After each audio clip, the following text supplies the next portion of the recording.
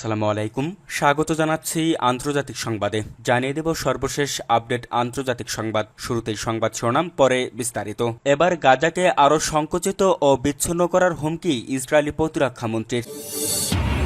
অন্যদিকে পরমাণু চুক্তির পথে সৌদি আরব ও মার্কিন যুক্তরাষ্ট্র। এদিকে ফিলিস্তিনিদের সমর্থনে পাকিস্তানের রাস্তায় লাখো মানুষের ঢল। এবং সর্বশেষ জানিয়ে দেব, ইসরায়েলি হামলায় গাজায় নিহত আরও 37 জন। এতক্ষণ শুনছিলেন সংবাদ শিরোনাম, এবার বিস্তারিত। তবে তার আগে আমাদের চ্যানেলটি সাবস্ক্রাইব করুন এবং লাইক, কমেন্ট, শেয়ার করে পরবর্তী আপডেট পেতে আমাদের সাথেই থাকুন।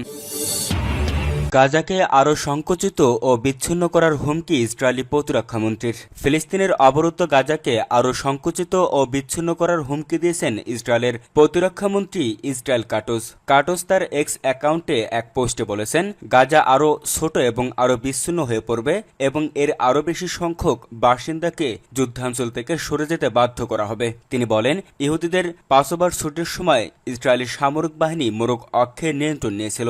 এটি গাজা জুড়ে পূর্ব থেকে পশ্চিমে প্রসারিত একটি 12 কিলোমিটার করিডোর, যা খান ইউনুস এবং রাফা শহরগুলোকে পৃথক করে। তিনি আরও লেখেন, ফিলাডেলফি করিডোর এবং মোরগের মধ্যবর্তী এলাকাটি এখন ইসরায়েলের নিরাপত্তা অঞ্চলের অংশে পরিণত হয়েছে। কাটোস বলেন, ইসরায়েল উত্তর গাজার বাফার জন্য সম্প্রসারিত করেছে, কয়েক হাজার ফিলিস্তিনিকে বস্তুচ্যুত করেছে এবং ভূখণ্ডের কিছু অংশকে ইসরায়েলি নিরাপত্তা অঞ্চলে রূপান্তর করেছে। তিনি বলেন, এই পদক্ষেপগুলো একটি বৃহত্তর কৌশলের অংশ, যার লক্ষ্য ফিলিস্তিনি গোষ্ঠী হামাসকে জেম্বিদের মুক্তি চুক্তি মেনে নেওয়ার জন্য চাপ দেওয়া। যতক্ষণ পর্যন্ত হামাস ইসরায়েলের সত্য প্রত্যাখ্যান না করে, ততক্ষণ ইসরায়েলের সামরিক বাহিনী ক্রমবর্ধমান অভিযান চালিয়ে যাবে। সম্প্রতি ইসরায়েলি সেনাবাহিনীর উত্তর গাজার বেহিত লাহিয়া, বেইত হানুন এবং জাবালিয়া অঞ্চলের পাশাপাশি পুরো রাফা শহর এবং খান ইউনুসের কিছু অংশে জোরপূর্বক উচ্ছেদের আদেশ জারি করেছে। শনিবার ইসরায়েলি সামরিক বাহিনী বলেছে, তারা রাফা ঘেরাও সম্পূর্ণ করেছে এবং এটিকে খান ইউনুস থেকে আলাদা করে মোরগ অক্ষ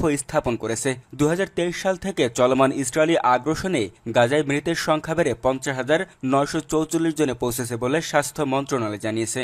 দীর্ঘ 15 মাস সামরিক অভিযানের পর যুক্তরাষ্ট্র ও আন্তর্জাতিক সম্প্রদায়ের চাপে গত 19 জানুয়ারি গাজায় যুদ্ধবিরতিতে সম্মত হয় ইসরায়েল। তবে মার্চের মাঝামাঝির দিকে এসে যুদ্ধবিরতি চুক্তি ভেঙে ফের গাজায় বিমান হামলা শুরু করে দখলদার বাহিনী। স্বাস্থ্য মন্ত্রণালয়ের তথ্য অনুসারে গত 18 মার্চ থেকে গাজায় নতুন করে শুরু হওয়া ইসরায়েলি বিমান হামলায় এখন পর্যন্ত 1574 জন ফিলিস্তিনি নিহত এবং আরও 4115 জন আহত হয়েছেন, তথ্যসূত্র আনাদুল এজেন্সি।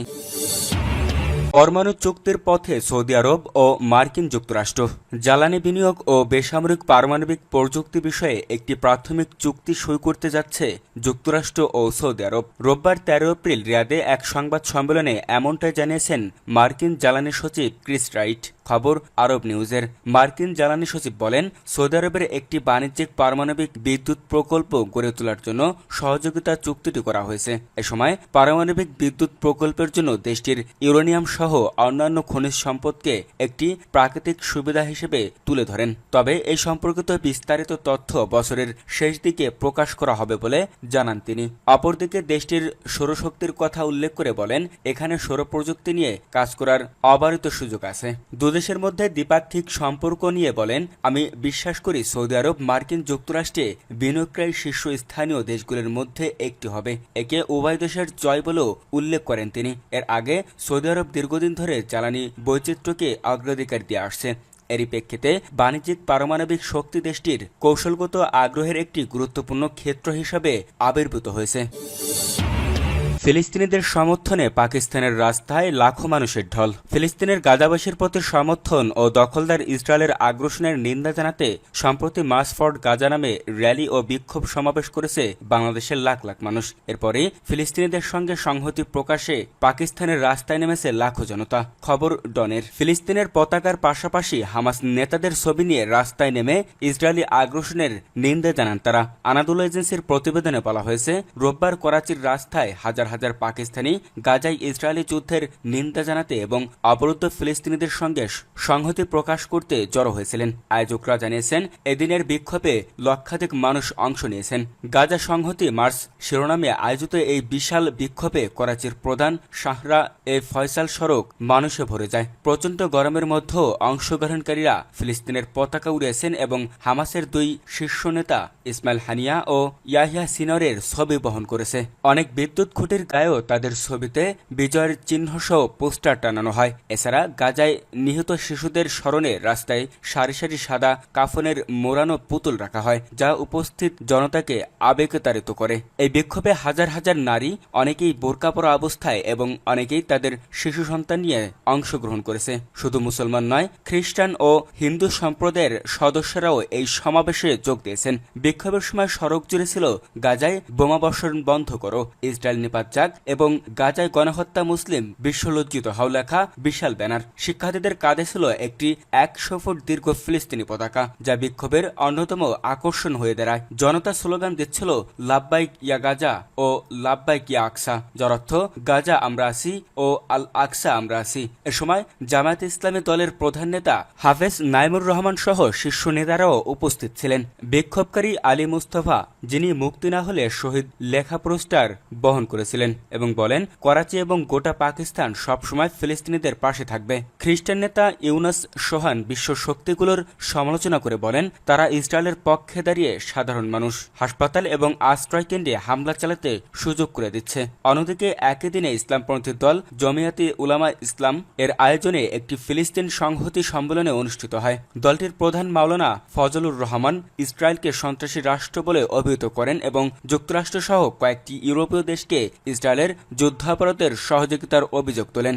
2023 সালের অক্টোবরে ইসরায়েল গাজায় যুদ্ধ শুরু করে। ফিলিস্তিনি স্বাস্থ্য মন্ত্রণালয়ের তথ্য মতে এই যুদ্ধে এখন পর্যন্ত 51,000-এরও বেশি ফিলিস্তিনি নিহত হয়েছেন, যাদের অনেকেই নারী ও শিশু।